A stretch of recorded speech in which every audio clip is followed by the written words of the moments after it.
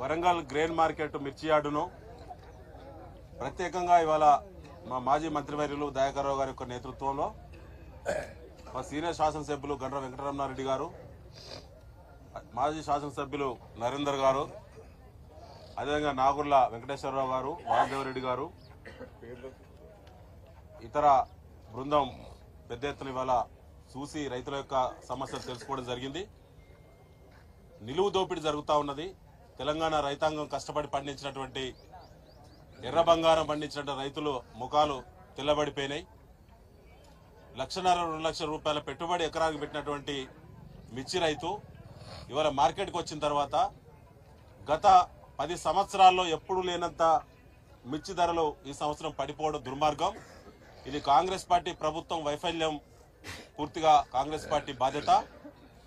వారికి ఏమాత్రం కూడా అవగాహన లేకపోవడం మార్కెటింగ్ వ్యవస్థ పైన.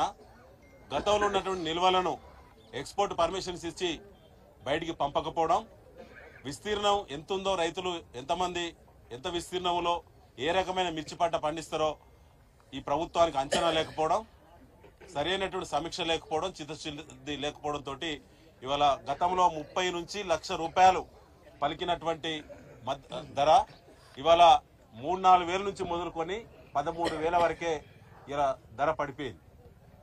ఎంత మంచి రకాలైనా 13,000 లోపే. అంటే ఇది దుర్మార్గం. ఇది నిలువు దోపిడీ జరిగింది.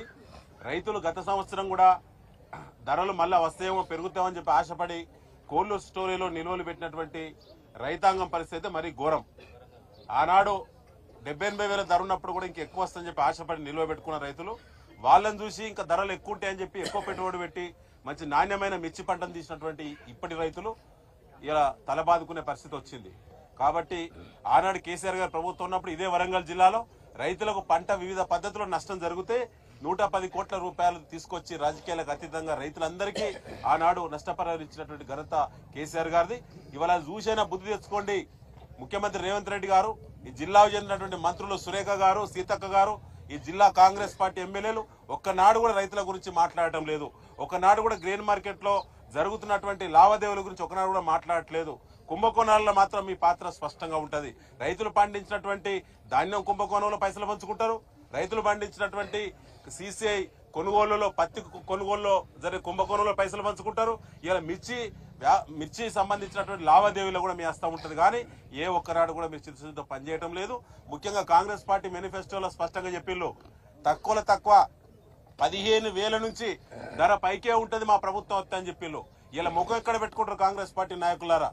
ఇలా 15,000 ధర అని దిక్కే లేదు. 15,000కు ప్రారంభం అన్నారు. అంటే 15,000 నుంచి 1,00,000 రూపాయల వరకు వస్తాయని చెప్పి మిర్చి రైతులు ఆశపడి ఓట్లెత్తే ఇవాళ నట్టేట ముంచిళ్ళు. ఖచ్చితంగా ఇవాళ బీఆర్ఎస్ పార్టీ డిమాండ్ చేస్తా ఉన్నది, ప్రతి క్వింటాలకు 25,000 రూపాయలు తగ్గకుండా ప్రభుత్వమే ఈ మిర్చి కొనుగోలు చేసి దాని యొక్క నాణ్యతను బట్టి, క్వాలిటీని బట్టి దొడ్డు రకాలైతే ఆ పైన ధరను చెల్లించి ఇవాళ ప్రభుత్వమే ఖజానా నుంచి పంట కొనుగోలు చేయాలని చెప్పి బీఆర్ఎస్ పార్టీ డిమాండ్ చేస్తా ఉంది.